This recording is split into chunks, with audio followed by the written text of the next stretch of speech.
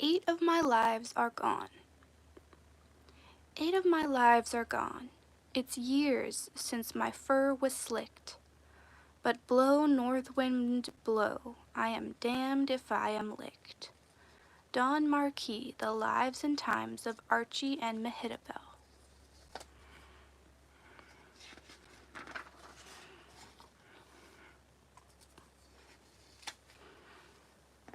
The Tempted Cat. 'Twas on a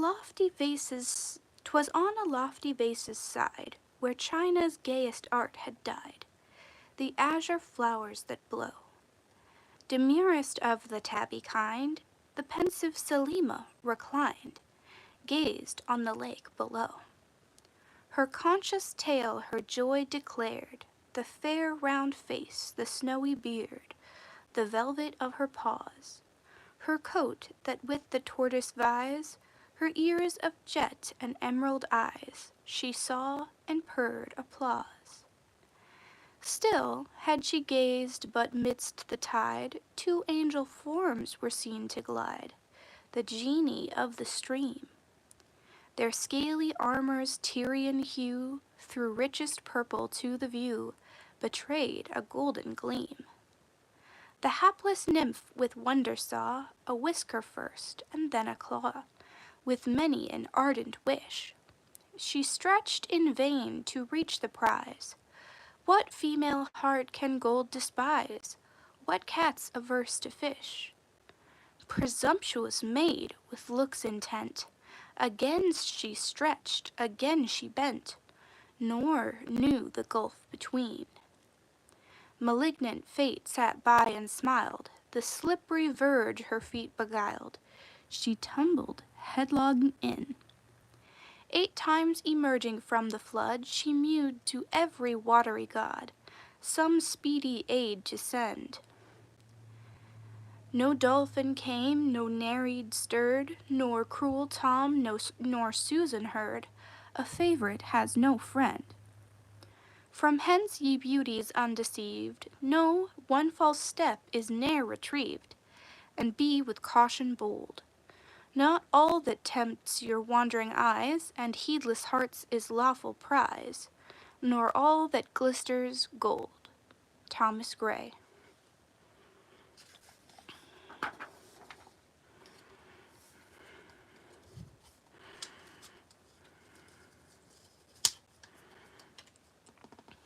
The Cheshire Cat. The Cheshire Cat only grinned when it saw Alice. It looked good-natured, she thought. Still, it had very long claws, and a great many teeth, so she felt it ought to be treated with respect. Cheshire Puss, she began rather timidly, as she did not at all know whether it would like the name. However, it only grinned a little wider. Come, it's pleased so far, thought Alice, and she went on. Would you tell me, please, which way I ought to walk from here? That depends a good deal on where you want to get to, said the cat. I don't much care where, said Alice.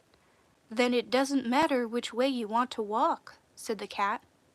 So long as I get somewhere, Alice added as an explanation. Oh, you're sure to do that, said the cat, if you only walk long enough. Alice felt that this could not be denied, so she tried another question. What sort of people live about here? In that direction, the cat said, waving its right paw around, lives a hatter, and in that direction, waving the other paw, lives a March hare. Visit either you like. They're both mad. But I don't want to go among mad people, Alice remarked. Oh, you can't help that, said the cat. We're all mad here. I'm mad. You're mad. How do you know I'm mad? Said Alice. You must be, said the cat, or you wouldn't have come here. Alice didn't think that proved it at all. However, she went on. And how do you know that you're mad? To begin with, said the cat, a dog's not mad. You grant that? I suppose so, said Alice.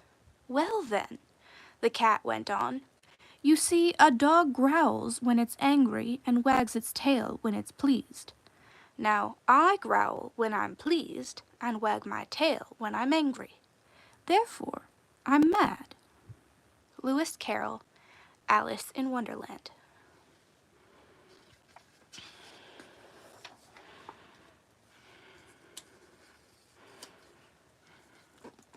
Sunday. This is the day when all through the town the cats are keeping store. The clerks are gone from counter and desk, the key has turned in the door. But the cats move about with an owner's airs over the oranges, apples, and pears, or among the tins in their rows on the shelves, proud as merchants and nimble as elves. Then at last they each lie down to rest where the big show window is sunniest, or turn to stare at the passer-by with a calculating but sleepy eye. In every one of the 48 states, in 1,000 cities or more, from Saturday night to Monday at 7, the cats are keeping store. Elizabeth Coatsworth.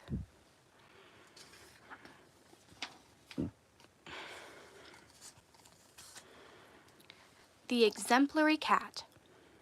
There is no single quality of the cat that man could not emulate to his advantage.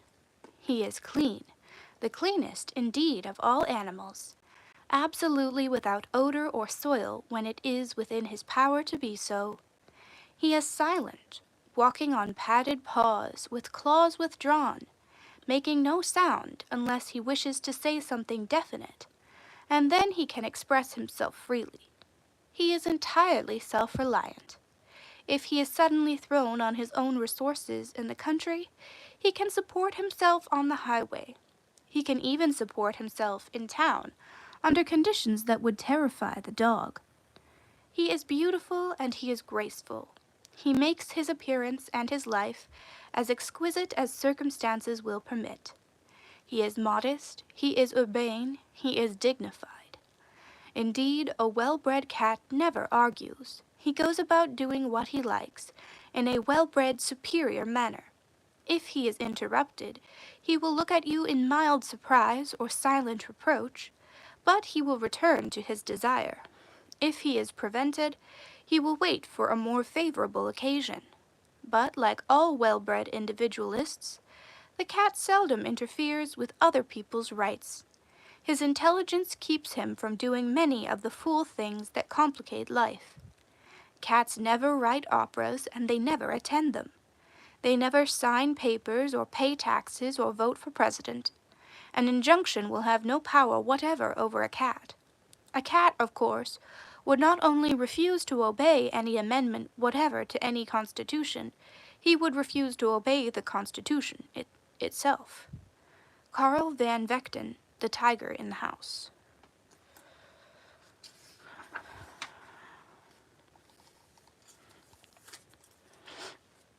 Certain cat characteristics.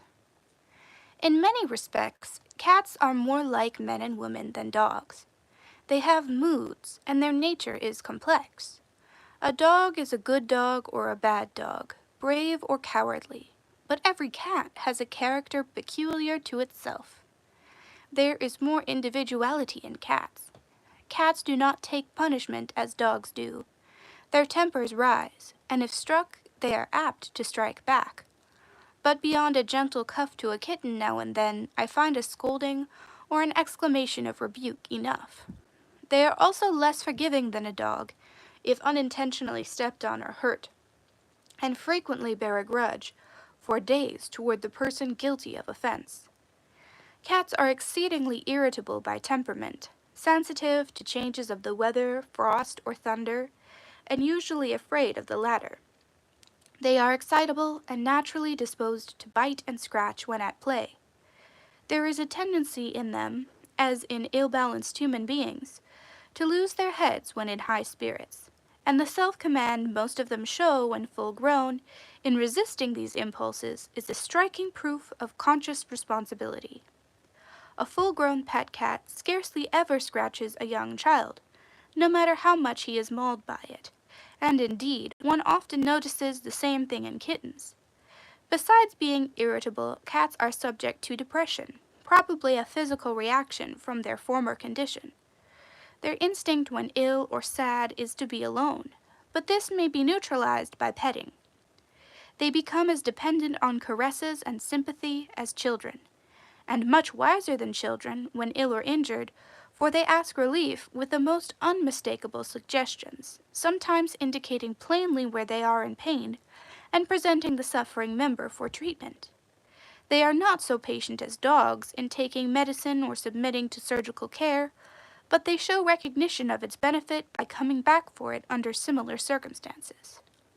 Helen M. Winslow concerning cats.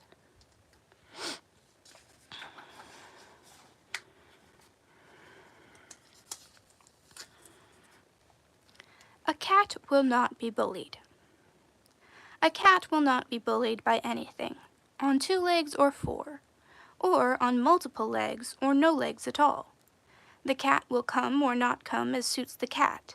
The cat will withdraw if it grows bored. No cat will ever suffer politely at a cocktail party. Because of this attitude, the cat is independent. He may be termed antisocial, or even, by some, stupid. Perhaps it would be more accurate to say that, instead of being primarily any of these things, the cat is selective, and that the bases of his selection are not always clear to the human mind. Francis and Richard Lockridge, Cats and People.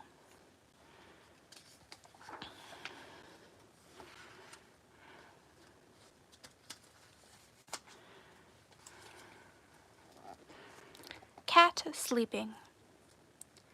Be quiet, mind, lie still. Be a cat sleeping in the sun, a cat asleep in the grass. Let all things pass, unheeded. Let the field mice run through the grain. Let the grasshoppers play on the stalks of the plants close by. Lazily open one eye on marauding birds in the garden, but do not stir. Lie still and purr. All night long the cat has hunted the field mice, creeping through shadows on wary and soundless paws. But the field mice evaded her, even with all her cunning. They were too quick for her claws. And the birds were not caught. In the cold half-light of the dawning, they saw where she waited, crouching, ready to spring. Leaving her lashing tail in a futile fury, the birds took wing. And she was perforce content with the small grasshoppers, too plentiful in the garden and easy prey. But even of these, could she conquer 100,000 in a single day? Oblivious now in the grass, in the sunlight sleeping, the cat lies curled, storing up energy, gathering force for new forays on the plagues of her world. Have done for a time then, mind, with your pouncing and leaping. Be a cat in the grass, be a cat in the sun, sleeping. Eva Byron.